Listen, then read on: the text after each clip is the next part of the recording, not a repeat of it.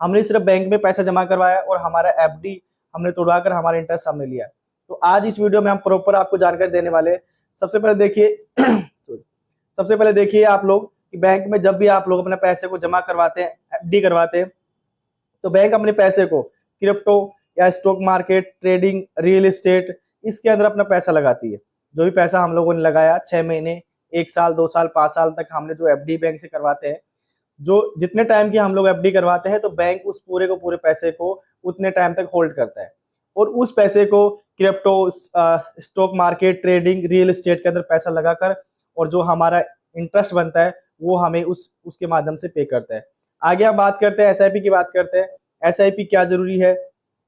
Systematic investment plan चीजें आपके सामने है। देखिए एसआईपी में जब हम अपना पैसा लगाते हैं तो क्या करता है, एसआईपी के जो बाउंसर होते हैं, जो मैनेजमेंट संभालते हैं, वो सारा का सारा पैसा म्यूचुअल फंड में जमा करते हैं और वहीं से हमें रिटर्न होके आता है।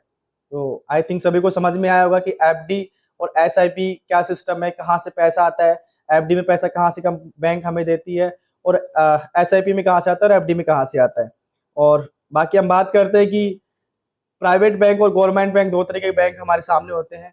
तो टॉप 5 बैंक मैंने आपको बताया कि बैंक में इस तरीके से चीजें होती है। एसआईपी हमने बात कर लिया, म्यूचुअल फंड के बारे में हमने बात किया, कंपनी बैंक कहाँ से पैसा हमें देती है। आगे हम बात करते हैं कि बैंक हमें इंटरेस्ट पे जो पैसा कहाँ से देता है। एग्जाम्पल मान लीजिए आपने किसी भी एक मेंबर ने, मान लीजिए मैंने बैंक में 100 रुपए की एफडी करवाई, एग्जाम्पल मान के चलिए, तो क्या करता है बैंक हमें 4% मान लीजिए हमें देता है और उसी हमारे जो 100 रुपए को, जो मैंने 100 रुपए बैंक को जमा कराया एफडी के माध्यम से, तो बैंक क्या करता है उस 100 रुपए को किसी दूसरे मेंबर को लोन देता है। चाहे वो प्रॉपर्टी लोन हो गया, व्हीकल लोन हो गया, पर्सनल लोन हो गया, या किसी लोन के माध्यम से उसको वो हमारा जो पूरा पेमेंट हम जो जमा करवाते हैं उसको ट्रांसफर करता है। तो हमें 4% मिला, लेकिन अगले जिस मेंबर को बैंक ने लोन दिया है उससे कम बैंक 8 से 10% वसूलता है।